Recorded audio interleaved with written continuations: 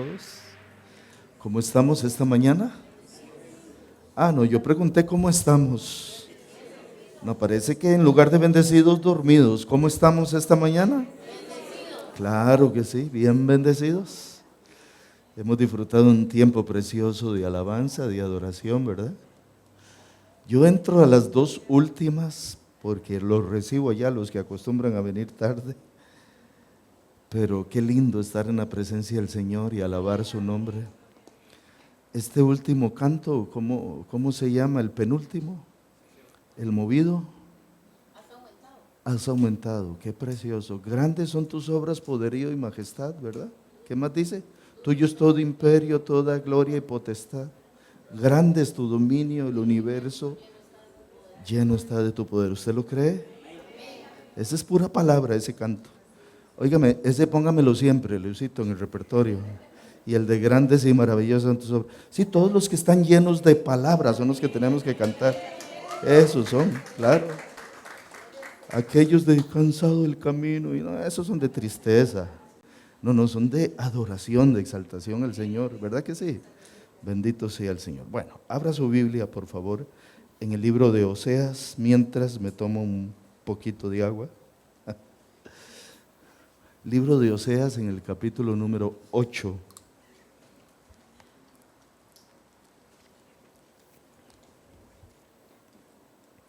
Hoy voy a ministrar sobre el tema que había adelantado. ¿Gobernar es de Dios? Signo de interrogación. ¿Gobernar es de Dios?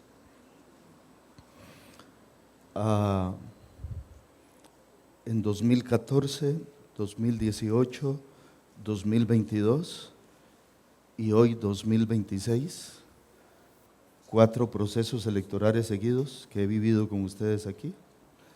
El del 2010 lo viví con ustedes acá, que fundamos Catedral de Fe ese no lo viví con ustedes, fundamos Catedral de Fe en septiembre de 2010, pero 2014, 2018, 2022 y ahora 2026 sí.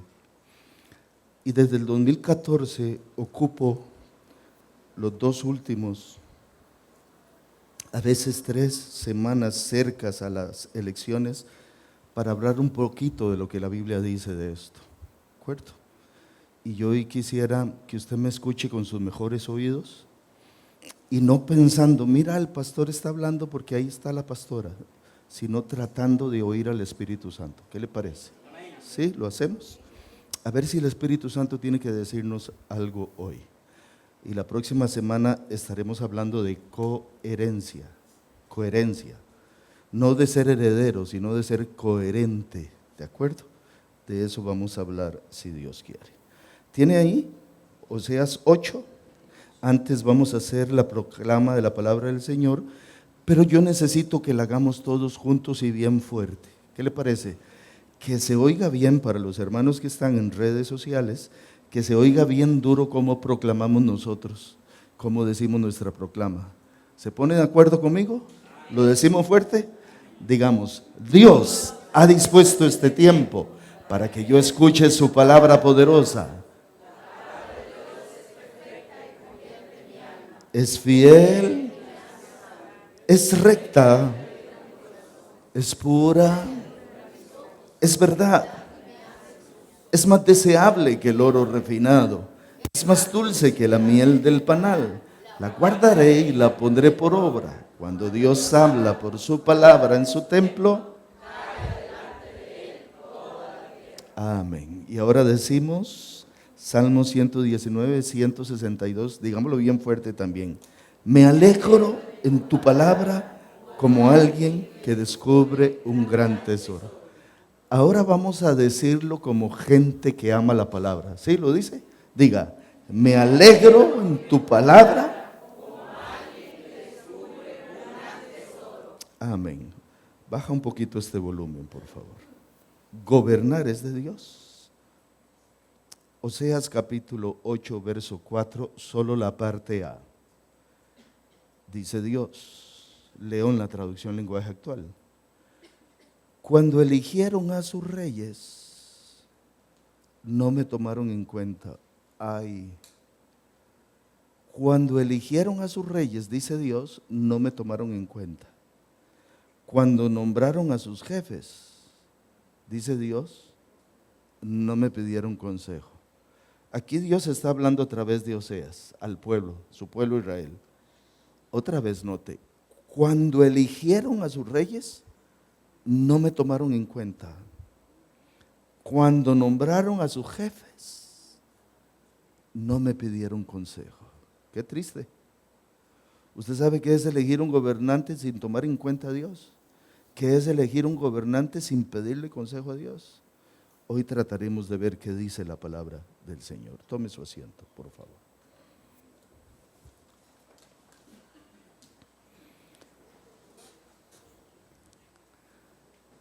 Me propongo demostrar esta mañana que la idea de gobierno civil no es ajena a nuestro Dios. Es decir, la demostración que yo quiero hacer hoy es que gobernar civilmente, gobernar un país, gobernar una sociedad, gobernar un cantón, en el caso de las municipalidades, gobernar una provincia, un país, en otros países donde hay departamentos o estados, gobernar un país, gobernar un estado, me propongo demostrar que esa idea de gobierno civil no es ajena a nuestro Dios. Y que a pesar de que la gente elija mal, porque es bien cierto que la gente elige mal, Dios no deja al arbitrio del ser humano lo que sucede en su creación. Es decir, aunque un pueblo elija mal, aunque un pueblo escoja mal sus gobernantes, Dios sigue siendo soberano. Él sigue mandando, Él sigue gobernando. Y por desgracia, por desgracia, este argot, este proverbio que dice, los pueblos tienen los gobernantes que se merecen, y a veces yo me pongo a pensar tantos gobernantes tan pésimos que hemos tenido, que nos han llevado no solo a la debacle financiera, sino a la debacle moral y ética, y yo me pongo a pensar, ¿de verdad este pueblo se merecía ese gobernante? Pues sí, porque lo eligieron. Pero a pesar de eso, Dios, como digo, sigue siendo el soberano, le sigue gobernando, sosteniendo todo. Dios no se asusta porque un país elija mal a sus gobernantes. La pregunta es si gobernar es de Dios, es decir, si Dios está en medio de eso. Ahora, Dios es soberano y por tanto gobierna sobre toda su creación. Y cuando Él gobierna sobre toda su creación, esto significa que Él ha establecido el orden de todas las cosas y todas las cosas subsisten por Él. A Dios no se le está escapando nada. No se le escapa nada de todo el orbe, no se le escapa nada de todo el mundo ni de todo el universo. A Dios no se le escapó una estrella y dice, mira, se me escapó un cometa. No, Él tiene control de todo. Y además todo subsiste por Él. Él lo gobierna todo. Aún en lo más ínfimo que nosotros podamos pensar que es ínfimo, Él está gobernando nuestras vidas, ¿verdad? A veces yo vengo para un lugar o voy para un lugar y me encuentro de un pronto a otro, cuando caigo en razón, que estoy en otra calle. Y digo, pero si yo no venía para acá, ¿por qué estoy de este lado? Iba para el otro lado de la ciudad. Y me digo a mí mismo, bueno, sabe Dios. Y me pongo a pensar, de algo me libró Dios.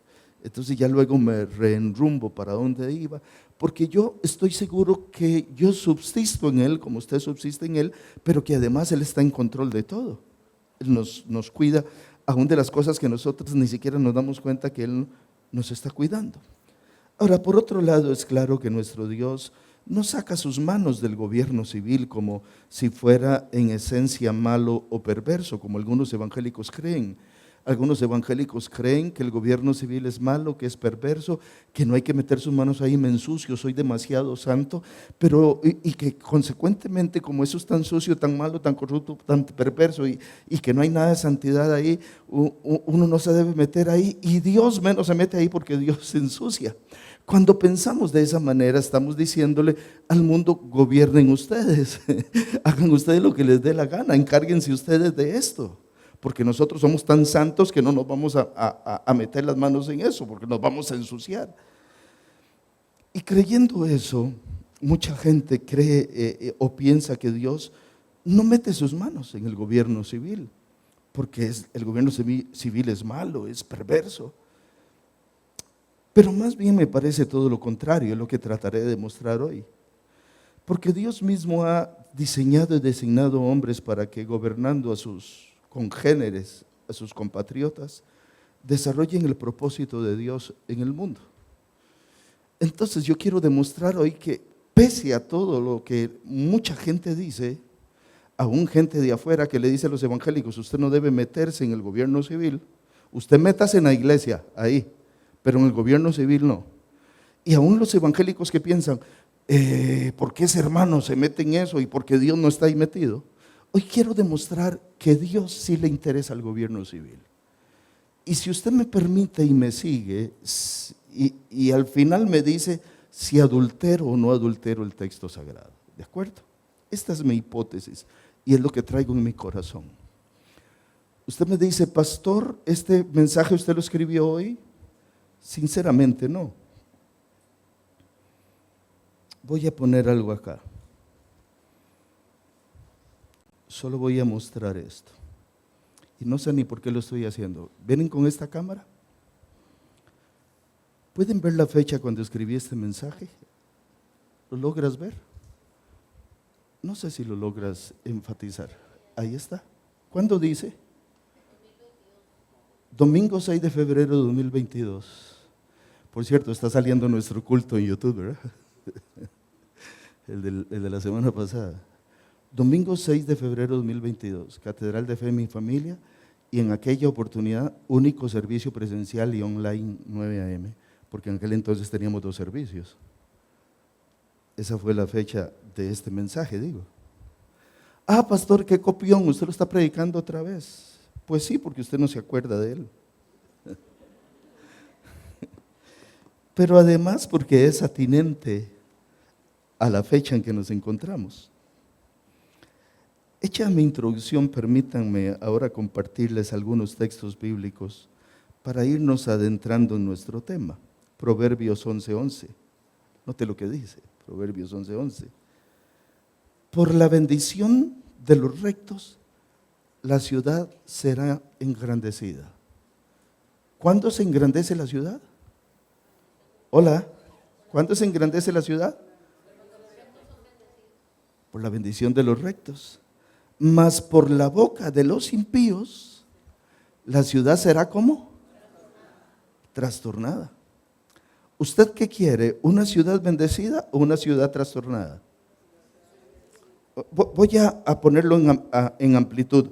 ¿Usted qué quiere? ¿Un país trastornado o quiere un país bendecido? ¿Cuántos dicen yo quiero un país bendecido? ¿Y cuántos dicen yo quiero un país trastornado? Estaba yo atento a ver quién decía amén. Entonces, para que un país sea bendecido y no sea trastornado, se requiere la bendición de los justos, dice el texto allí, Proverbios 11:11. Para los que coleccionan textos bíblicos, tomen estos que son textos de gobierno. Proverbios 11:14. Sin buenos gobernantes, la nación fracasa. ¿Cómo es que la Biblia se mete en esto, pastor? Yo jamás me había dado cuenta que la Biblia hablara de esto. Yo no sabía que la Biblia hablaba de política. Usted lo tiene ahí ante sus ojos. ¿Qué dice Proverbios 11:14? Sin buenos gobernantes, ¿qué le pasa a la ciudad? ¿Qué le pasa a la nación? ¿Qué le pasa a un país sin buenos gobernantes? Ahora diga, con razón. Sin buenos gobernantes la nación fracasa. Con muchos consejeros puede salvarse. Proverbios 14:34. La justicia engrandece a la nación. ¿Qué engrandece a la nación? La justicia. Pero el pecado es la deshonra de cualquier pueblo. ¿Qué es lo que deshonra a un pueblo? No. ¿Qué es lo que deshonra a un pueblo? El pecado. Aborto, homosexualidad, lesbianismo, pornografía, adulterios, robo, perversión, corrupción. ¿El pecado es qué? ¿Qué es el pecado? Deshonra a las naciones. ¿Pero qué engrandece la nación? La justicia. Me parece que Dios se ocupa de darnos lineamientos importantes para el ejercicio del poder civil.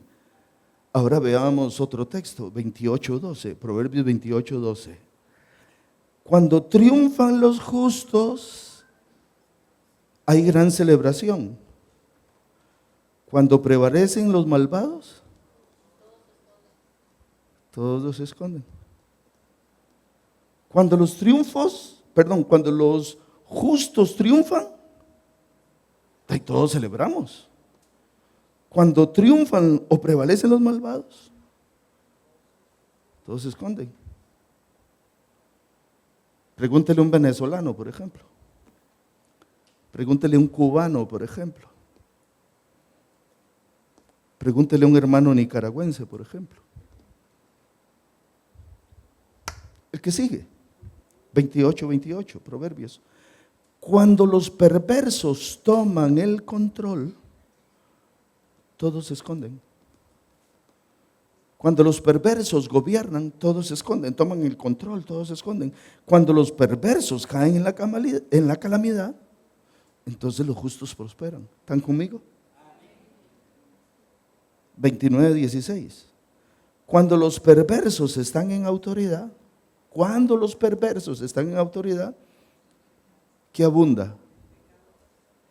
¿Qué abunda? Cuando los perversos están en autoridad, abunda el pecado. Pero los justos vivirán para verlos caer. Y yo digo un inmenso amén.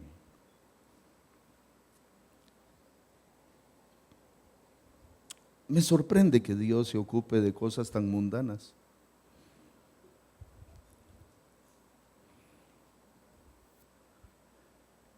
Me sorprende que el rey Salomón haya sido inspirado por el Espíritu Santo para ocuparse de cosas tan de los hombres. Me sorprende que el Espíritu Santo hable de cosas tan corruptas o tan perversas, óigase con ironía, como el gobierno civil. Es que el Espíritu Santo no tiene que hablarnos de esas cosas, porque esas cosas es para los mundanos, para nosotros no. Nosotros no tenemos que oír nada de eso que escribió el Espíritu Santo o que inspiró el Espíritu Santo al rey Salomón, porque nosotros somos de la patria celestial. Nosotros no tenemos nada que ver con eso aquí. Aquí que gobierne el que quiera gobernar, porque nosotros somos del cielo. Otra vez repito, escúchese con ironía. Porque si la Biblia no hablara de estas cosas, y si nosotros como cristianos, como hijos de Dios, no tuviéramos que ocuparnos de los asuntos de nuestra ciudad,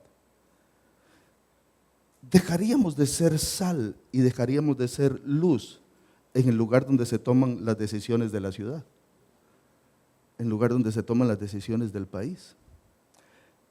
Quizá por eso muchos países y muchas ciudades y muchos estados y muchas naciones han caído, han sido destruidas.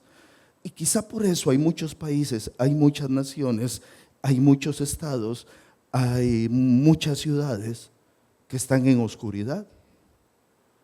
Porque las personas que conocen la verdad, que tienen la verdad en sus manos, en sus Biblias, como en sus corazones, han echado para atrás, han reculado y han dicho, yo no me meto ahí, porque eso no es de Dios. Pero a mí me sorprende cómo Dios en la Biblia deja, y estos son unos cuantos, una colección de textos bíblicos profundos, donde Dios enseña que si se deja el gobierno en la ciudad a los perversos, todo el mundo se esconde. ¿Qué significa? Todo el mundo está en calamidad. Pero si el gobierno de la ciudad se entrega a los justos, la gente se alegra, la gente disfruta. Ahora yo no estoy señalando a un partido como perverso y a otro partido como impío y a otro partido como justo, porque no hay ninguno que sea justo.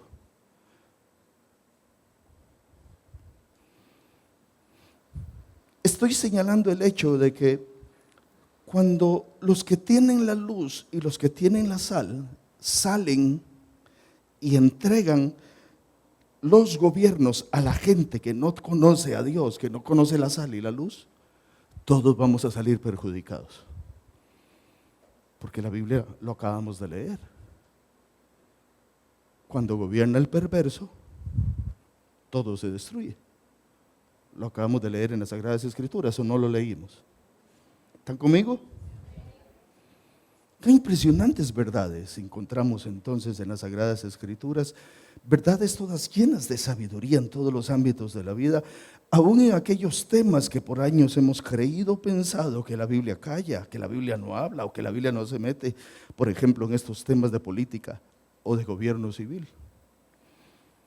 Y definitivamente la Biblia es un libro de gobierno. ¿Y por qué la Biblia es un libro de gobierno? La Biblia es un libro de gobierno porque muestra a Dios como la fuente de toda autoridad y de todo gobierno.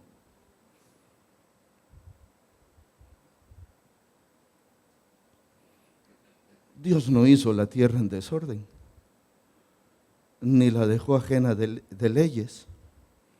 No sé si fue el martes pasado, hace 2 martes atrás, que enseñaba unos datos de cómo la tierra gira sobre su propio eje y gira alrededor del sol.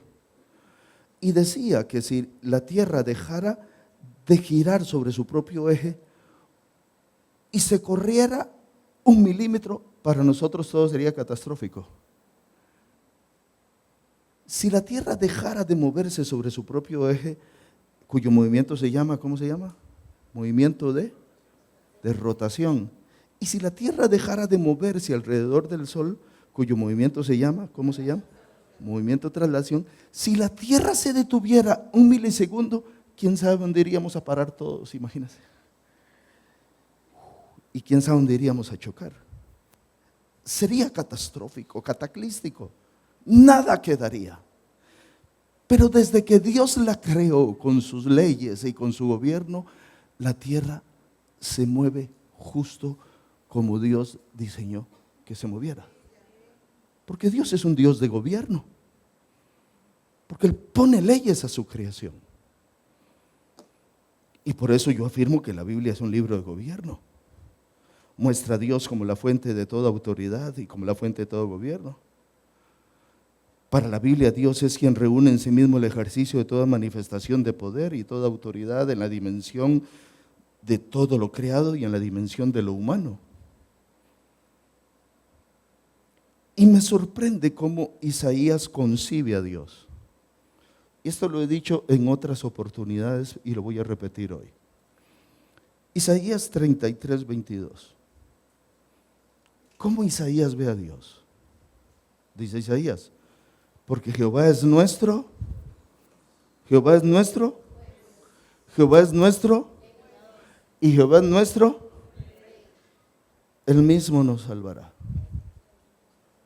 Jehová es nuestro juez, y lo dije hace unos meses atrás predicando aquí de otro tema, que significa que Jehová es el poder ¿qué? Jehová es nuestro legislador, que significa que Jehová es el poder ¿qué? Legislativo. Jehová es nuestro rey, que significa que Jehová es ¿qué? El poder ejecutivo. Entonces Él reúne toda idea de gobierno. Él es rey, el poder ejecutivo. Él es legislador, el poder legislativo. Él es juez, el poder judicial. Todo se reúne en Él. Por cierto, cuando el famoso Montesquieu habló de la división de poderes y del sistema de frenos y contrapesos que debería regir toda nación y todo estado, no fue que él se le ocurrió per se o que él lo imaginó, ya lo había leído en la Biblia. Lo que hizo fue explicarlo. Ahora, a partir de ahí yo me imagino a Dios como la fuente de todo gobierno y como la fuente de toda autoridad. ¿Qué quiero decir? Si Dios es rey, Él tiene la potestad de entregar reino a un gobernante. ¿Está conmigo? Si Dios es legislador, Él tiene la potestad de vaciar su poder legislador en parlamentarios o en diputados. ¿Está conmigo? Si Dios es juez, Él tiene la posibilidad de vaciar la judicialidad en jueces, en magistrados. ¿Están conmigo hasta aquí? Lo que estoy llamando la atención es que Él es la fuente de todo poder. Y Él lo delega en quien Él quiere y en aquellos que la gente escoge. Él lo delega. Si un pueblo escoge bien, como le dijo a Israel en Oseas, escogieron gobernantes sin mi consentimiento. Escogieron reyes sin pedirme consejo. Si un pueblo elige mal, Dios vacía. Haya elegido bien o haya elegido mal ese pueblo, Dios vacía de su autoridad en ese representante. ¿Me estoy dando a entender? No es responsabilidad de Dios un gobernante bueno o un gobernante malo, es responsabilidad del pueblo. ¿Está conmigo? Pero la fuente del poder es Dios. ¿Voy bien hasta aquí? Dios es el que lo entrega. Ahora, ver el poder y autoridad de nuestro Dios en el ordenamiento de todo lo creado. Podemos verlo. Podemos ver el poder de Dios y podemos ver la autoridad de Dios y podemos ver el gobierno de Dios y las leyes de Dios en todo lo creado, en todo, en todo. Y el otro día hasta me subí en eso, creo, cuando les dije que a mí no me gusta mucho el mar, sinceramente.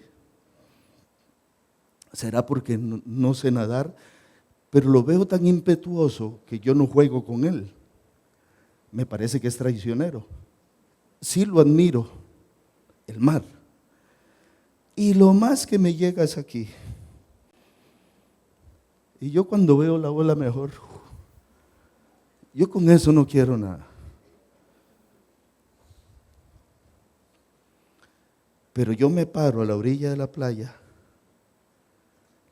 y yo le digo al mar, por potente, por imponente y por poderoso que usted sea, usted no puede pasar de ahí.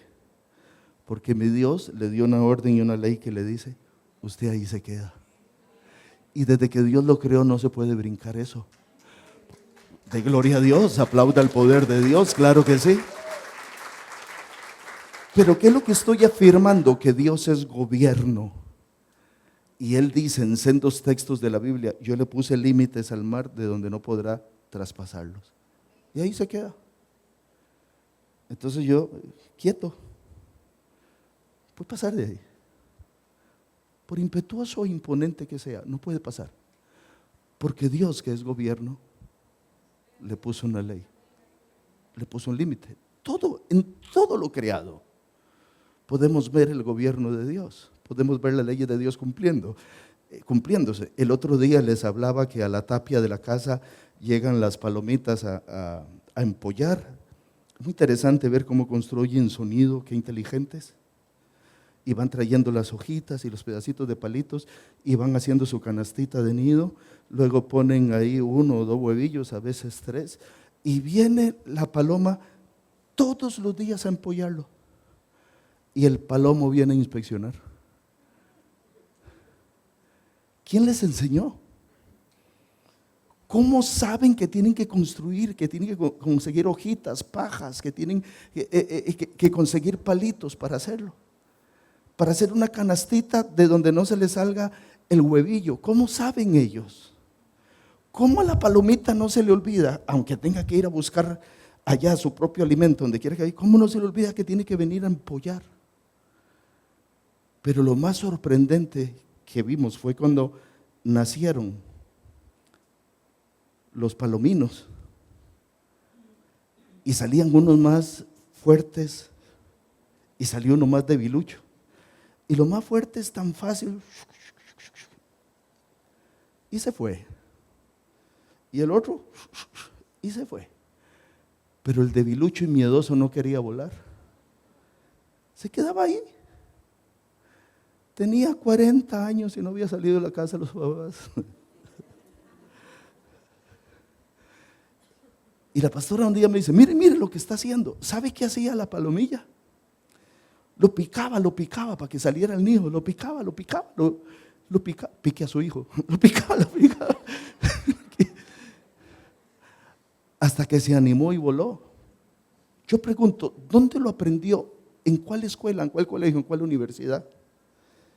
Es una ley de Dios que Dios le dio a la naturaleza. Es un gobierno de Dios y los animalitos lo cumplen al pie al pie de la letra como Dios lo instituyó. ¿Está conmigo?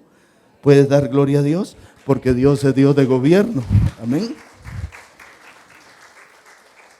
Y Dios dio dominio y autoridad delegados a Adán y Eva, sus primeras criaturas racionales, para señorear sobre la faz de la tierra. Dios les dijo: fructificad, multiplicaos, llenad la tierra, sojuzgadla, señoread.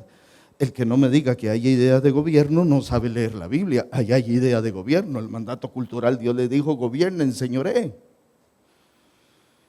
Y constituyó un pueblo para sí, el cual sería su Dios. Un pueblo del cual era juez, legislador y rey, como vimos en el texto anterior. Y también, como enseñaba ahora, puso leyes al orden creado de toda la naturaleza, incluyendo al ser humano, que jamás se podrán traspasar las leyes que Dios puso. Entonces no se puede concebir a Dios, no se puede concebir su plan, no se puede concebir su propósito para el ser humano en la dimensión de todo lo creado sin pensar en la idea de gobierno. La manera de concebir a Dios es verlo gobernando.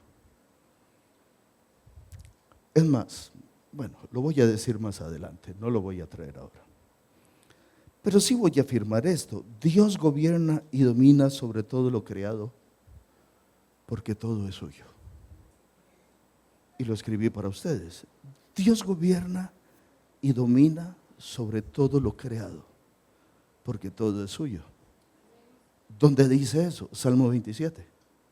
De Jehová es la tierra, su plenitud, el mundo y los que en él habitan. Él gobierna sobre todo, porque todo es suyo. Él gobierna sobre el ser humano, sobre las criaturas del mar, del aire, de la tierra. Él gobierna sobre todo, sobre toda la creación viva y la creación inerte. Él gobierna sobre todo y le puso leyes a todos. No podemos concebir a Dios sin la idea de gobierno. Ahora, notemos la desesperanza que podría haber en Israel porque el rey Usías había muerto. Pero Isaías dice: Él es nuestro rey, Él es nuestro juez, nuestro legislador. Pero Usías había muerto, usted lo puede leer en capítulo 6 del libro de Isaías. Y entonces el pueblo se había quedado sin cabeza, pero la revelación que Dios hace de sí mismo a Isaías demuestra que aunque el rey terrenal había fallecido, Dios seguía estando sentado en su trono. Y esto es glorioso. Porque a mí me sorprende que las cosas que están escritas en la Biblia no están escritas porque sí, ni por casualidad, ni porque se le ocurrió al escritor poner eso. Porque si usted lee en el 6.1, si alguien lo busca, dice, pero para ver, aquí lo tengo yo. En el año, ponlo por favor, note que dice: en el año que murió el rey Usías. ¿Por qué tiene que mencionar en el año que murió el rey Usías? Para ubicarnos en la línea del tiempo. Sí, pero no solo por eso. Hay un sentido más poderoso, me parece a mí. En el año que murió el rey Usías, y nos ubica en la línea del tiempo, está diciendo: nos quedamos sin rey, pero vi yo al Señor sentado en su trono. ¿Alguien está escuchando esta mañana? Aunque el rey se haya muerto, Dios está sentado en su trono. ¿Alguien no me está escuchando hoy? Aunque las circunstancias estén peludas o estén muertas, Dios sigue sentado en su trono. Aunque no haya cabeza en el gobierno, Dios sigue sentado en su trono. Dios sigue gobernando. Dios sigue siendo soberano. Dice: vi yo al Señor sentado en su trono, alto, y su lime y sus faldas llenaban el templo. No había rey en la tierra, pero había rey en el cielo. ¿Alguien puede dar gloria a Dios? No había rey terrenal, pero había el rey de reyes y el señor de señores sentado y gobernando. Y dice Isaías: sus faldas llenaban el templo. Es decir, está hablando de la gloria. Es una visión de la gloria de Dios. Y dice que todo aquello empezó a temblar y los quiciales del templo se movían. Todo aquello temblaba porque la gloria de Dios estaba allí. Hermano, le voy a decir algo: puede haber un mal gobernante, pero Dios sigue sentado en su trono y Dios sigue siendo soberano. ¿Alguien puede dar gloria a Dios? Ahí está la idea de gobierno. No había rey en Israel, pero estaba el rey de Israel sentado en su trono. Se había muerto el rey, pero Dios no se había muerto. Él seguía gobernando. La idea de gobierno, de soberano, plena, está en Dios. Y en el Areópago, estamos hablando unos 750 años después, en Atenas, en Grecia, no de Costa Rica, sino de Europa, allá en Atenas, en el puerto de Atenas, está el apóstol Pablo y está predicando y lo llevan al Areópago. ¿Saben qué era el Areópago? Era como decir la Asamblea Legislativa, porque era el lugar donde se discutían los asuntos de la ciudad al aire libre. Los areopagitas era como decir los parlamentarios, los legisladores o los diputados que iban a discutir ahí en el Areópago. ¿Está conmigo? Entonces en el Areópago, 750 años después de lo que vio Isaías, los grandes filósofos de Atenas, de Grecia, llevan a Pablo ahí para decir: ¿de qué está hablando usted? Háblenos a ver si es cierto que usted se la sabe o no se la sabe. Y lo llevaron ahí al lugar donde se cuecen las decisiones, donde se toman las decisiones. Y en el verso 24, Hechos 17, Pablo dice: el Dios que hizo el mundo y todas las cosas que en él hay. Usted puede dar gloria a Dios. Oiga cómo él está empezando: el Dios que hizo el mundo y todas las cosas que en el mundo hay. ¿Qué está hablando? Está hablando de un dueño. ¿Me estoy dando a entender? Es que lo leemos y no lo percibimos. Está hablando del dueño de todo, el Dios que hizo el mundo y todas las cosas que en él hay, siendo Señor del cielo y de la tierra. ¿Qué está diciendo? Siendo el gobernante, siendo el soberano del cielo y la tierra, dice: no habitan templos hechos por manos humanas, ni es honrado por manos de hombres como si necesitase algo. Note lo que dice: pues Él es quien da vida a todas las cosas y aliento también a todas las cosas. Lo que está diciendo. Es el que gobierna todo. No es ninguno de ese montón de ídolos que ustedes tienen ahí en sus calles. Es Dios el que gobierna todo. Y es el que sustenta todo, el que sostiene todo, el que da vida y da aliento a todas las cosas. Dice: y de una sangre ha hecho todo el linaje de los hombres para que habiten sobre toda la faz de la tierra, y les ha prefijado, Dios ha prefijado el orden de los tiempos y los límites de su habitación. ¿De qué está hablando Pablo en el Areópago? Ustedes creen que ustedes aquí hacen leyes, ustedes creen que ustedes aquí gobiernan. Yo les vengo a hablar de uno que está ahí sentado en el trono, que hizo el mundo y todas las cosas. Él hace que todos reciban aliento de él, y él es el que sostiene todo. Y además él le puso límite al inicio y al fin de la vida. Shh, calladitos. Impresionante el poder de la idea de gobierno que Pablo está enseñando ahí. Dice: ustedes tienen este Dios, tienen aquel, tienen el otro, tienen el otro, tienen el otro. Porque los que leen este texto recordarán que Pablo dice, empieza su disertación: estoy asombrado porque caminando por sus calles aquí en Atenas, veo que tienen dioses para todo. Perdí la cuenta de cuántas divinidades tienen, pero también vi un altar que ustedes tienen al Dios no conocido. ¿Se acuerdan? A ese que ustedes adoran sin conocerle, es a quien yo les anuncio, es a quien yo les predico. Y empieza a decirles: Él es el que creó todo, Él es el que gobierna todo, Él es el que fija el límite del inicio del tiempo y del fin del tiempo, Él es el que toma las decisiones. Así es que, tranquilos, no se crean que son ustedes. Es impresionante leer a Pablo en ese contexto. Y siendo así, no podemos ver de reojo la tarea de dirigir y de gobernar. Porque la tarea de dirigir y de gobernar es parte de la mayordomía que Dios ha entregado a sus hijos. Somos mayordomos de las cosas eternas. Y dentro de la mayordomía que Dios le entregó a Adán y Eva, y por extensión a usted y a mí, está la idea de gobierno de lo que Él pone en nuestras manos. Y este principio de gobierno lo vemos estatuido desde la organización social más básica. ¿Cuál es la organización social básica, fundamental de toda sociedad? ¿Cuál es? ¿Cuál? La familia. La familia es la célula básica de la sociedad. Y digo que ese principio de gobierno, Dios lo deja estatuido desde esa organización básica, la familia. A su vez como un orden natural en la sociedad y como un orden natural en la iglesia. Está ahí, tranquilito. Facilito, Dios lo enseñó. Voy a decir algo.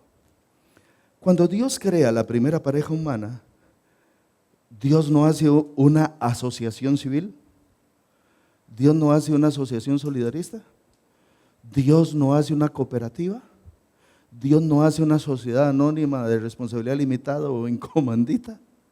Dios no hace un país, Dios no hace un gobierno, Dios no hace una nación. Cuando Dios crea la primera pareja humana, ¿qué es lo que hace Dios? ¿Una qué? Una familia. ¿Está conmigo?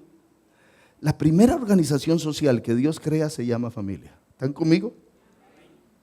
Ahora, ¿qué dice Pablo? Porque hay una idea muy sencilla, un principio de orden en esta creación que Dios hace, sencillísima. Y Pablo nos lo va a enseñar. Síganme, por favor, a 1 Corintios 11:3. Dice Pablo: pero quiero que sepáis que Cristo es la cabeza de todo varón, y el varón es la cabeza de la mujer, y Dios es la cabeza de Cristo. ¿Está conmigo? ¿La cabeza de la mujer quién es? Que lo digan las mujeres. El varón. ¿Y la cabeza del varón quién es? ¿Y la cabeza de Cristo quién es? Es un principio de orden más que de jerarquía. Entonces usted ve ahí una idea de gobierno. ¿Qué hace la cabeza? Cabeza gobierna, cabeza dirige, la cabeza toma decisiones, la cabeza influencia, la cabeza visiona, la cabeza. Aquí tenemos un equipo de ancianos en la iglesia que funciona a manera de junta directiva cuando es necesario, un equipo de pastores y líderes, más que la junta directiva que dice la ley que eso para nosotros es importante cada cuantos años que hay que elegirla, pero lo importante es el gobierno eclesial, un gobierno de equipo de pastores y líderes, aquí en Catedral de Fe. Pero ese gobierno de equipo de pastores y líderes tiene una cabeza, porque si todos esos pastores y líderes fueran cabeza, esto sería un desorden. ¿Y quién es la cabeza de ese equipo de pastores y líderes? Por más que no quieran, heme aquí. Dios lo quiso así. Pero ¿quién es la cabeza de el pastor? Cristo. ¿Y la cabeza de Cristo? Es un principio de orden más que de jerarquía. Y es de orden porque si yo me salgo del propósito de Dios, Dios me corta de la manera que sea, a través de ustedes, a través de un rayo, a través de una enfermedad, lo que sea, Dios me corta porque es un principio de orden más que de jerarquía. Él dice, usted va a ser la cabeza de esta iglesia, pero usted tiene que estar sujeto a Cristo porque Cristo está sujeto a mí, es igual en la familia. Si no funciona así, papito, murió. ¿Qué está instituyendo Dios? Gobierno. Es así, lineal, gobierno. Punto. Hay idea de gobierno en Dios. Ahora bien, si ese es el modelo divino, mal hacemos en aislarnos del ejercicio de tal autoridad, sea en el matrimonio, sea en la familia, sea en el hogar, sea en la iglesia o sea en la sociedad. Porque los evangélicos entendemos que hay gobierno de Dios en la iglesia, amén. Bueno, algunos, pero entendemos que hay gobierno de Dios en la iglesia. ¿Puedo oír un amén? Entendemos que hay gobierno de Dios en una casa, amén. Entendemos que hay gobierno de Dios en un matrimonio, amén. Entendemos que hay gobierno de Dios en una familia, amén. Pero no entendemos que hay gobierno de Dios en una sociedad.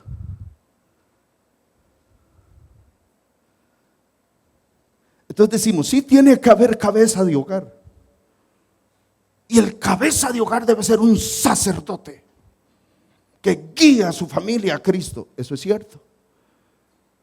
Pero no debe haber un cabeza que guíe un país, una sociedad, una nación a Cristo. ¿Sí o no? Nos cuesta decir amén, seamos sinceros, porque vemos aquello perverso y corrupto.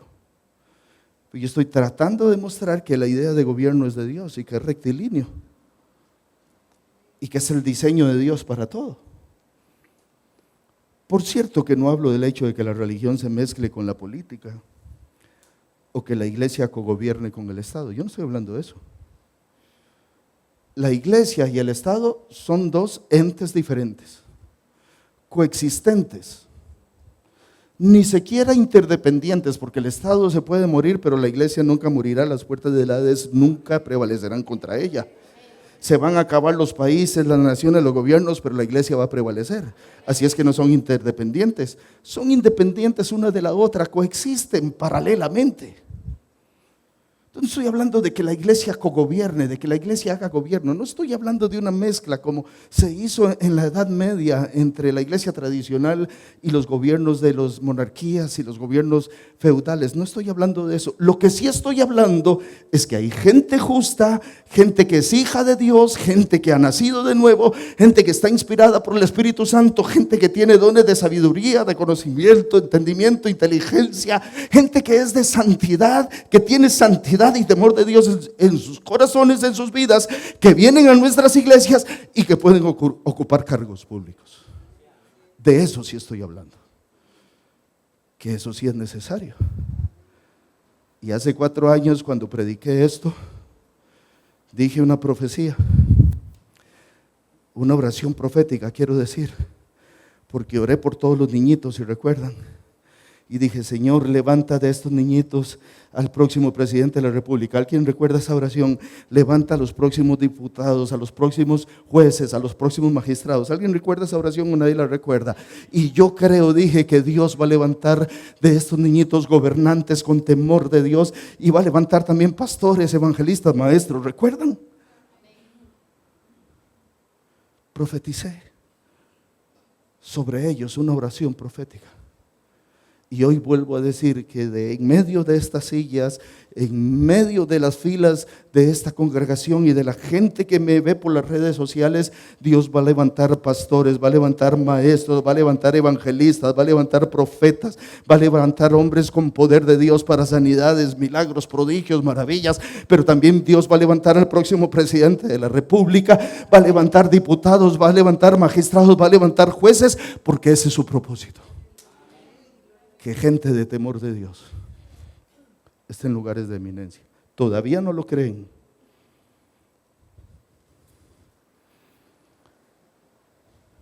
Digo porque su manifestación no es tan eufórica. Y es una obligación de esta persona regenerada, que está preparado con valores para ejercer gobierno de autoridad entre sus congéneres, retomar el lugar que Dios le dio a Adán en la creación. Mire, me está prestando atención. Es importante que esa persona regenerada de valores, de principios, que Dios le da autoridad para ejercer gobierno entre sus congéneres, retome el lugar que Dios le dio a Adán en la creación. Es decir, que la regeneración, el nuevo nacimiento, también conlleva consigo la restauración del gobierno de Dios entre los hombres, a través del ejercicio del poder que deben hacer sus hijos inmersos en las tareas estatales. Hago una pregunta. ¿Cuántos aquí trabajan para el Estado? Cualquier institución que sea. Caja del Seguro, MINAE, lo que sea. ¿Cuántos trabajan para el Estado?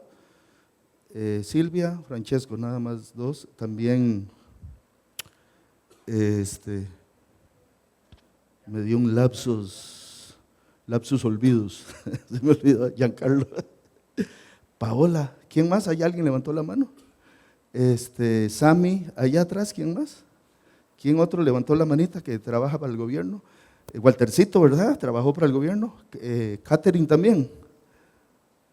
¿Quién más? Trabaja para el gobierno.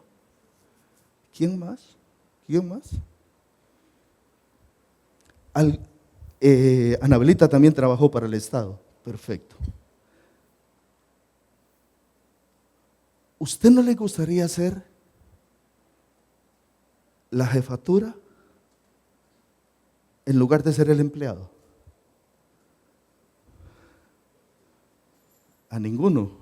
Salados yo sí. No, como dijo el presidente, si yo voy a la asamblea voy a sentarme en la silla del presidente de la asamblea. No, yo si llegaría ahí me gustaría ser el que manda, el que toma decisiones. ¿A usted no le gustaría, sinceramente? Digamos que trabaja en una escuela, ¿no le gustaría ser el director de la escuela? ¿No te gustaría ser el presidente ejecutivo de la Caja del Seguro, Francesco? ¿Y por qué no serlo? ¿Quién lo impide? ¿No te gustaría ser el ministro rector del área de salud, el ministro de salud? ¿Sí o no? ¿Y qué se lo impide? ¿Por qué solo pensamos en ser empleados? Estoy sacudiendo. Porque tal vez nos criaron, nos programaron para ser empleados.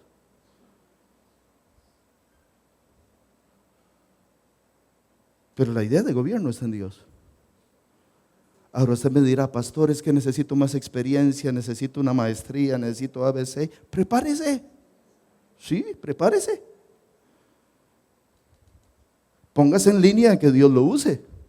Me estoy saliendo el mensaje, pero alguien le va a ayudar a esto. Mire, voy a decir esto. Cuando David fue a llevar los pancitos, la natilla, la leche y el quesito para sus hermanos y el jefe del ejército, David, un chiquillo como de 16 años, el papá lo manda con toda la merienda, y donde David va entrando al campo de batalla, encuentra un gigantón pegando 4 gritos al ejército. Y sus hermanos, incluido el rey, temblando por los gritos que pegaba Goliat. ¿A alguien le va a servir esto? Présteme atención. Entonces David dice, ¿quién es ese fariseo incircunciso que se levanta en contra de los ejércitos, de los batallones del Dios Altísimo? Entonces le dicen, ese es Goliat. ¿Y qué es lo que pide ese incircunciso? Pero era un carajito de 16 años. Dice que uno se eche con él. Pero mide casi 3 metros. ¿Y qué? Pues el hombre dice que si alguien se bate en batalla con él para que no haya mucho derramamiento de sangre, solo 1 contra 1, el que gana va a ser el jefe del pueblo contrario. Y entonces dice David, yo me he hecho con él. Y le dice el hermano, ¿usted qué vino a hacer aquí? Usted lo puede leer en la Biblia. El hermano le dice, ¿has venido a ver la batalla? Como diciendo, ¿usted ha venido a ver el juego de carritos? Me va a tener que dar más tiempo, estoy empezando. Usted ha venido a ver el juego nada más. Eso le dijo el hermano a David. Y otro por ahí le dice, y David, usted no ha oído. El rey dice que quien le gane a ese gigantón le exime de impuestos a su familia. Léalo en la Biblia. Y además le da a su hija para casarse. Es decir, que yo entro a la familia real si le gano a ese fulano. Y además, mi pobre viejito que está paga y paga impuestos, lo liberan de pagar impuestos. Y le dice el otro soldado, ¿sí? Dice David, yo voy, que me liberen de impuestos y que me den la hija del presidente. Me la juego. Eso dijo David, hermano, usted lo puede leer, no estoy inventando. Y entonces lo llevan ante Saúl. Escúcheme bien. Y Saúl lo vuelve a ver y le dice,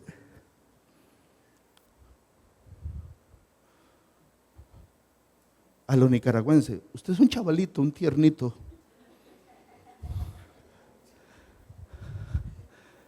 A lo tico, usted es un carajillo, un mocoso. Ni cuerpo tiene. Le dice, mire, póngase esta armadura mía. Pero Saúl medía como sus 2 metros y piquito. Imagínese usted un chiquillo como David, menudito, de 16 añillos. Le pusieron la armadura de Saúl y David ni siquiera pudo. No, la Biblia dice que no pudo. Y entonces Saúl tiene una conversación con él, una entrevista para contratarlo. Hijo, usted no tiene cuerpo de nada, usted no es guerrero. No se aguantó ni mi casco. ¿Cómo usted se va a ir a pelear con ese gigantón? Y David le dice, Rey, yo soy pastor de las ovejas de mi padre. ¿Qué está diciendo? Yo sé cuidar lo ajeno. Esta atención, yo soy pastor de las ovejas de mi padre. Yo soy responsable con lo ajeno. ¿Alguien da gloria a Dios? Yo sé cuidar lo ajeno, dice. Y cuando un oso o un león viene al redil y agarra una de las ovejas entre sus fauces, tu siervo, yo, este menudito pequeñito, salgo corriendo detrás del león y no lo dejo en paz, así como tenemos los liguistas, no lo dejo en paz hasta abrirle las fauces y sacarle esa oveja de ahí. Dice, fuera león o fuera oso, tu siervo libera la oveja. Y este fariseo incircunciso no tiene derecho de pelear contra los batallones de Jehová, el rey de los ejércitos. ¿Qué es lo que está diciendo David? Yo lo hago todos los días, lo hago bien. Yo sé trabajar bien, yo entrego hasta mi vida por el encargo de mi Padre. Rey, yo estoy preparado. ¿A quién llama Dios?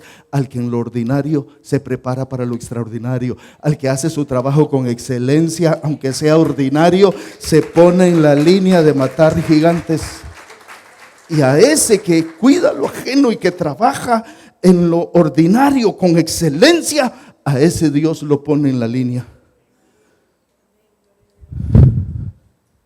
para luego ser rey. ¿Qué le parece? Sea responsable con lo poquito que usted tiene ahorita, en lo que usted está haciendo, hágalo con excelencia, para que el día de la gran entrevista usted diga, aunque me pusieron a acomodar, a limpiar armarios y a sacudir closet y a barrer las chingas de cigarrillos que todos los compañeros dejaban ahí, yo lo hacía con excelencia, por eso ahora yo puedo comerme a ese gigante. ¿Sí? El día que usted tenga la gran entrevista, usted se encuentre en línea de ocupar ese gran puesto. Amén o ahí. No estaba en mi tema, pero a alguien le está ayudando, estoy seguro. Entonces, la historia demuestra que el llamado de Dios a cada uno de los patriarcas bíblicos se dio para encomendarles la realización de un propósito divino, específico.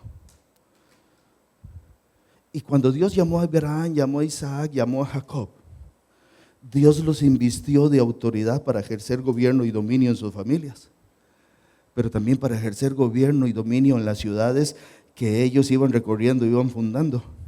Mire, cada vez, usted lee en la Biblia, cada vez que Abraham llegó a un lugar y se asentó, ¿qué hizo? ¿Qué hizo? Un altar y adoró. ¿Qué estaba diciendo? Aquí manda Dios. Eso es lo que significaba. Y levantaba su campamento, iba para otro lado, hacía un altar. ¿Qué está diciendo? Aquí gobierna Dios. Estaba imponiendo gobierno.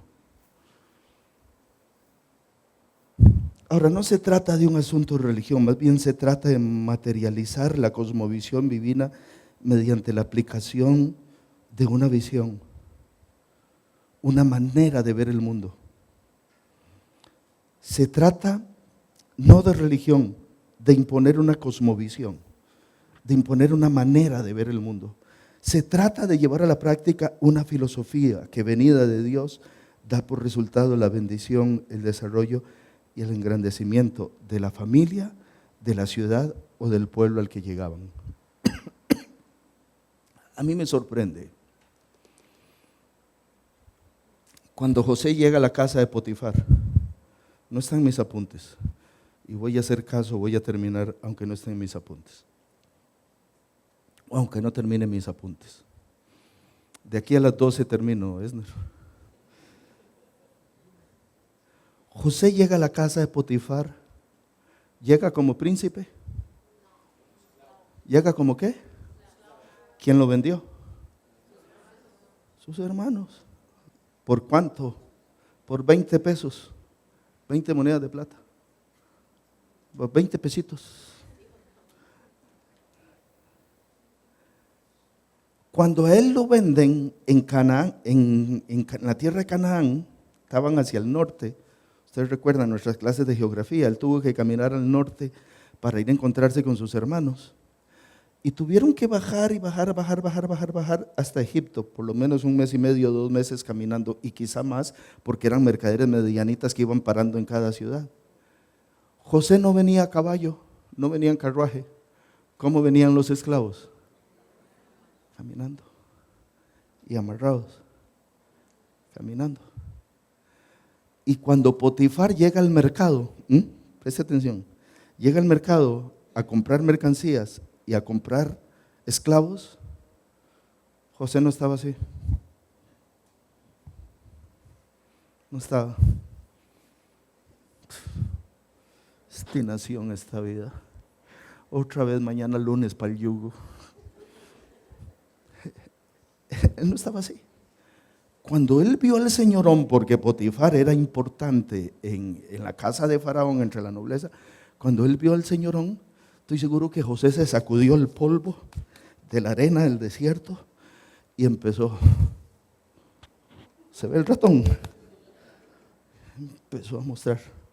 Hubiera traído a Danielito para que enseñara ahí los músculos. Empezó a mostrar lo que él tenía.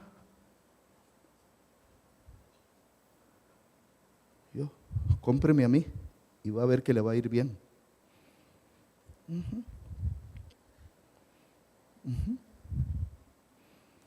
Y a continuación dice la Biblia, todo lo que José tocaba en casa de Potifar, Dios ¿qué?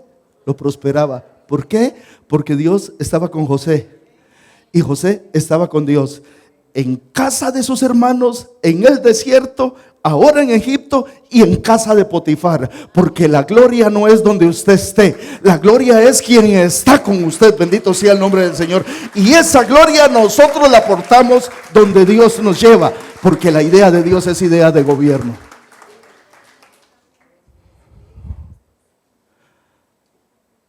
Ahora, la vieja Potifar, Potifera se llamaba, se enamora del chiquillo. Porque ¿cuántos años tenía José? Casi igual que David, 1 año más, 17. Y era bien hechito, más o menos así como viendo el pastor sin panza, pero era bien hechillo. Y la doñita le gustaba el ratoncito tierno. Y le empieza a echar el cuento a José. Le empieza a echar el cuento. Y José le decía, no, mire, jamás. Y si usted lo lee, léanlo, la Biblia dice, mi amo me ha hecho señor de todo en su casa. Y no me impide tocar nada, le dice, excepto a usted. Y note lo que él dice, léalo en la Biblia, él no dice, yo no voy a deshonrar a mi amo, él dice, yo por un rato de placer no voy a deshonrar a Dios, y menos la confianza de mi amo. Mire donde él estaba. Entonces él tiene lealtad a Dios y lealtad a su amo. Le dice, no señora. Y un día la doñita se le fue encima y le quitó el manto. Lo acusó de que él quiso violarla. Fue a dar a la cárcel, note. Y el siguiente texto dice, y todo lo que el jefe de la cárcel puso en manos de José, ¿qué pasó? Dios lo prosperaba. ¿Por qué? Porque Dios estaba con José y José estaba con Dios. ¿A dónde? ¿A dónde? En casa de sus padres, en el desierto, en el mercado de esclavos, en casa de Potifar y ahora en la cárcel. ¿Alguien puede dar gloria a Dios? No importa dónde estemos, lo que importa es quién está con nosotros y la gloria que se manifiesta en nosotros. ¿Por qué? Porque Dios es soberano y Dios es gobierno. Y ustedes podrán leer lo que pasó en Egipto. Tengo que terminar, porque el tiempo me venció. Pero Abraham en 12:2 de Génesis, Dios lo llama y le dice, haré de ti una nación grande y te bendeciré y te engrandeceré tu nombre y serás bendición. ¿Qué dijo Dios? Haré de ti una mega iglesia. ¿Está conmigo? Haré de ti la iglesia más grande del universo. ¿Está conmigo? Te haré el pastor más sobresaliente. ¿Está conmigo? ¿No dijo eso? ¿Qué dijo? Haré de ti una ¿qué? Una nación. ¿Qué es una nación? Grupo de personas en un determinado territorio que tienen un esquema de gobierno. Búsquelo en el diccionario. Me lo aprendí cuando estaba como en primer año de colegio, más o menos es así. ¿Qué es una nación? Un grupo de personas en un determinado territorio delimitado y que tienen un esquema de gobierno. Dice, haré de ti una gran nación. ¿Qué le está diciendo? Ahí, engrandeceré tu nombre. ¿Qué le está diciendo? Y serás bendición. ¿Qué le está diciendo? Voy a hacer un país grande de ti y ese país llevará tu nombre y tus descendientes van a gobernar esa tierra. ¿Van a qué? A gobernar esa tierra. Dice, bendeciré a los que te bendijeren, los que te maldijeren maldeciré y serán benditas en ti ¿qué? Todas las familias de la tierra. ¿Qué significa? Estoy transmitiendo este legado, lo estoy transmitiendo por medio de usted a todos los que crean en mí como cree usted. Serán benditas en ti todas las familias de la tierra. Pastor, ¿cómo sabe eso? Gálatas. Vamos a Gálatas. La escritura, previendo que Dios habría que justificar por la fe a los gentiles, dio de antemano la buena nueva a Abraham. Otra vez leo. Y la escritura, previendo que Dios iba a justificar por la fe a los gentiles, dio de antemano la buena nueva a Abraham. Es decir, que Dios no solo estaba pensando en el pueblo de Israel, sino que estaba pensando en usted y en mí. Dio la buena nueva a Abraham. Dice, en ti serán benditas todas las ¿qué? Todas las naciones de la tierra. Y Dios le dio a Abraham una ¿qué? Haré de ti un hombre grande con un gran nombre y serás bendición. Y luego dice, esto se lo transmite a todas las familias de la tierra. Y en Gálatas dice, se lo transmito a todas las naciones. ¿Qué es lo que está transmitiendo? El legado que Dios le dio a Abraham. El legado que Dios le dio a Abraham, ¿qué es? Es un legado de gobierno, de tener un gran nombre sobre una nación. ¿Está conmigo? A Dios no le asusta el gobierno. ¿A Dios no le asusta la autoridad civil? ¿O sí? Y otro ejemplo es Moisés. El pueblo que Dios había levantado de Abraham fue llevado cautivo. Números cerrados, 400 años en Egipto.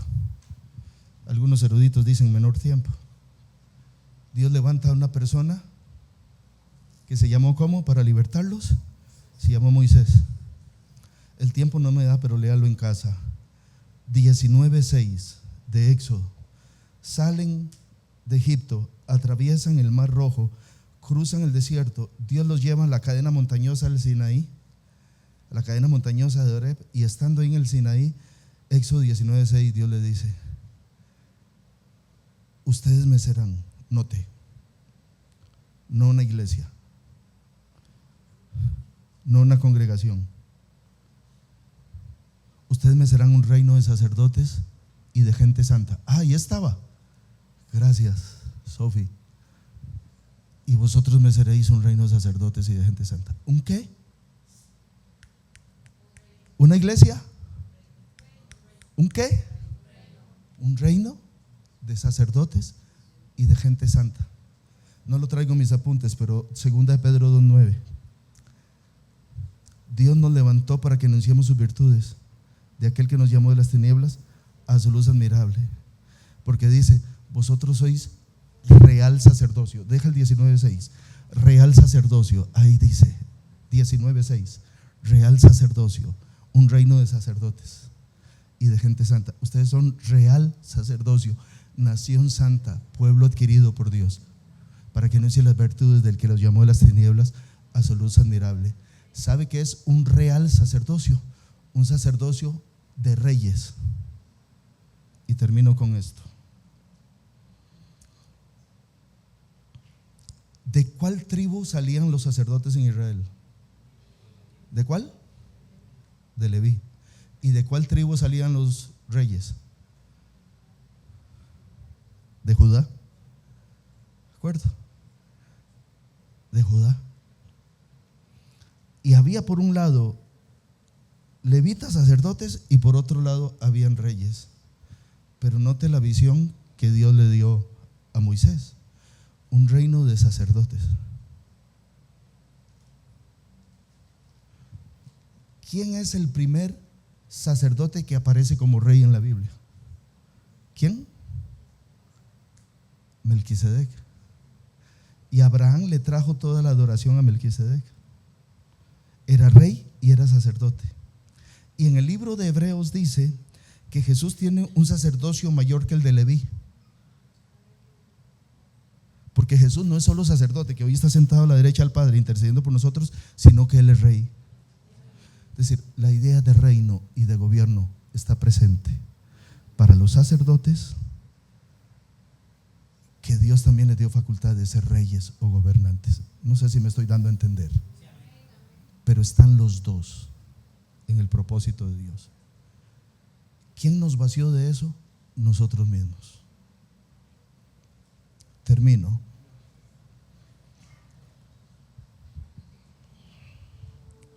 Yo no sé por qué el tiempo se va tan rápido. Para mí he predicado 10 minutos nada más. Voy a terminar con este texto. Primero de Samuel capítulo 13 verso 14. Primero de Samuel 13, 14.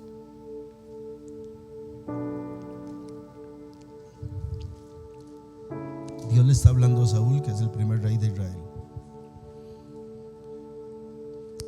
Saúl comete, este es el primer gran error que él comete. ¿Cuál es? Que él ofrece un sacrificio para el cual él no estaba autorizado. Solo estaba autorizado Samuel. Hay un segundo error que él comete. ¿Cuál es? Que Dios lo mandó a destruir a Amalek y lo dejó con vida. Y hay un tercer error que él comete. ¿Cuál es? Consultar a la divina de Endor, a la bruja. Pero este es el primero. Y note lo que dice Dios: mas ahora tu reino no será duradero. Ya no más, le dice Dios, a cortar su reino. Y note lo que dice: voy a levantar una iglesia, voy a levantar una congregación. No, mas ahora tu reino no será duradero. ¿Qué dice Dios? La iglesia es otro propósito, otro misterio del que no es el momento que estoy hablando. Pero ¿qué dice? Jehová se ha buscado un varón conforme a su corazón. ¿Cómo? Conforme a su corazón. ¿Cómo? Conforme a su corazón. El cual Jehová ha designado para que sea príncipe, todavía no rey, pero sí príncipe. Pasarían 38 años después de esto. El cual Jehová ha designado para que sea príncipe sobre su pueblo, por cuanto tú no has guardado lo que Jehová te mandó. ¿Estaba o no estaba Dios en el reino de Israel? Sí estaba.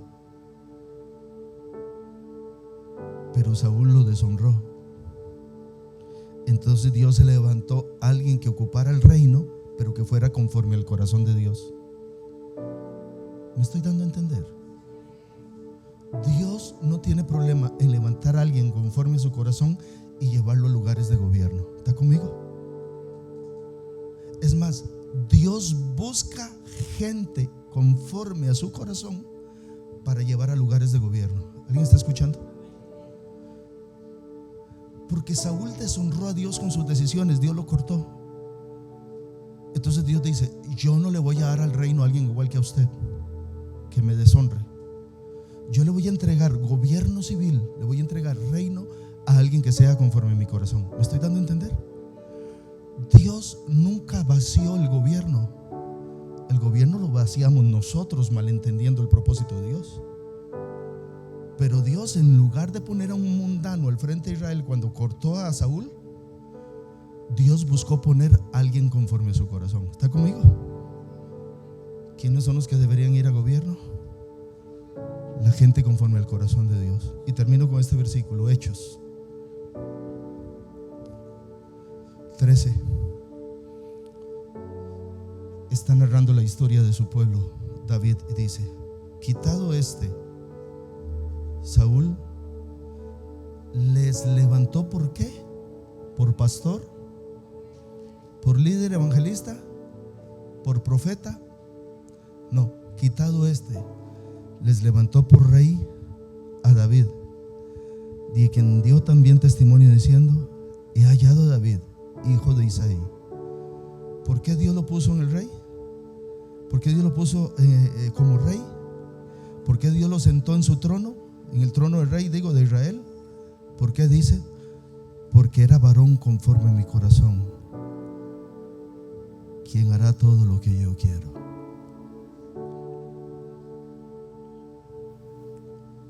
Hombres y mujeres conforme al corazón de Dios son los que necesita nuestro país, son los que necesita nuestra nación, son los que necesita nuestro gobierno. Podrían ser cristianos, hijos de Dios, nacidos de nuevo, gloria a Dios. Podrían ser un perfecto mundano como Nabucodonosor, pero que un día dijo: hoy reconozco que Jehová, que está sentado en el cielo, es el que gobierna y reina sobre todo, y Él da su reino a quien Él quiere. Aunque no fuera cristiano, pero temeroso de Dios. O podría ser como un Ciro, el persa, perfectamente mundano, pero que Dios dijo de Ciro: Él es mi ungido, aunque era un rey mundano, persa, porque en determinado momento de su vida tuvo temor de Dios en su corazón. Pero ¿qué es lo mejor? Un varón conforme a mi corazón, dice Dios. Porque la idea de gobierno de Dios, eso es lo que necesitamos. No necesitamos que usted eche para atrás, que yo eche para atrás. Necesitamos más bien la gente que ama a Dios, que vaya adelante, que ocupe los cargos de eminencia para que la ciudad sea engrandecida, para que el pueblo no gima como leímos al principio, sino para que el pueblo sea bendecido. Póngase sobre sus piecitos y oramos a Dios. El tiempo corrió.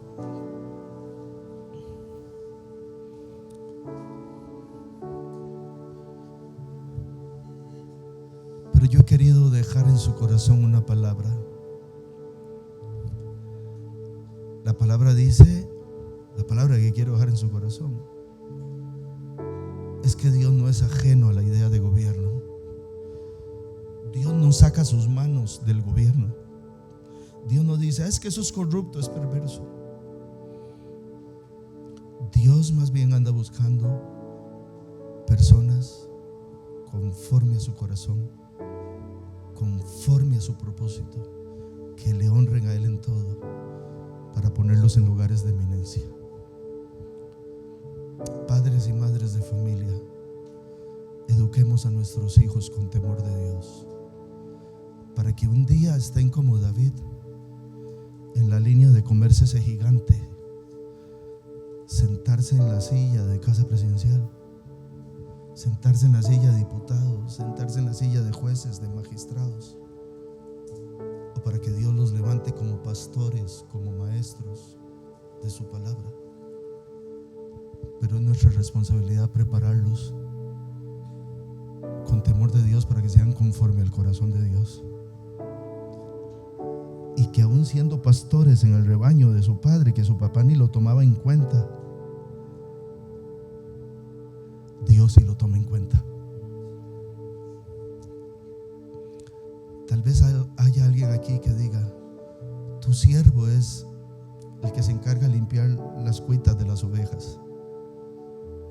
Y Dios dice: venga, porque lo he hallado fiel. Usted va a ser príncipe en mi pueblo. Y tal vez nadie lo señaló, tal vez nadie lo consideró, tal vez nadie lo imaginó, pero Dios sí lo imaginó, porque Dios miró el corazón, que era conforme a su corazón. Oremos. Padre, gracias por tu voz, por tu palabra.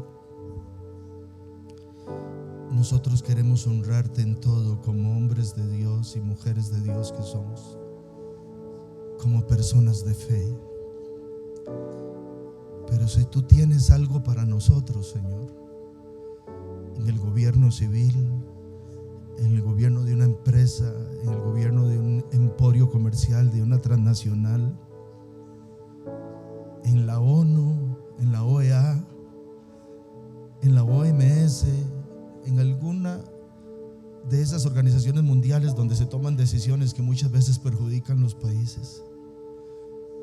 Si tú tienes algún lugar de esos en que necesitas a alguien, conforme tu corazón, míranos a nosotros, levántanos, que prometemos gobernar no como gobiernan estos malvados, sino gobernar en santidad, en integridad, en rectitud, agradando al ojo de Dios y no al ojo del hombre. Padre, nos entregamos a ti y te lo pedimos y te damos gracias. En el nombre de Jesús. Amén. Si la palabra le bendijo, honre a Dios con sus palmas.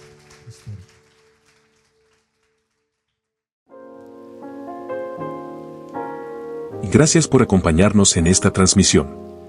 Ha sido una bendición compartir este tiempo con usted y su familia. Si desea ser parte de lo que Dios está haciendo a través de este ministerio, le invitamos a participar en la recolección de donativos. Su aporte nos permite continuar llevando el mensaje de esperanza a más personas. Les recordamos nuestros horarios de servicios y actividades.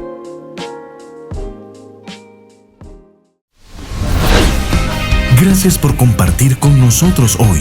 En el nombre de Jesús, proclamamos sobre ti y tu familia. Jehová te bendiga y te guarde. Jehová haga resplandecer su rostro sobre ti y tenga de ti misericordia. Jehová alce sobre ti su rostro y ponga en ti paz. Feliz y bendecida semana en Cristo.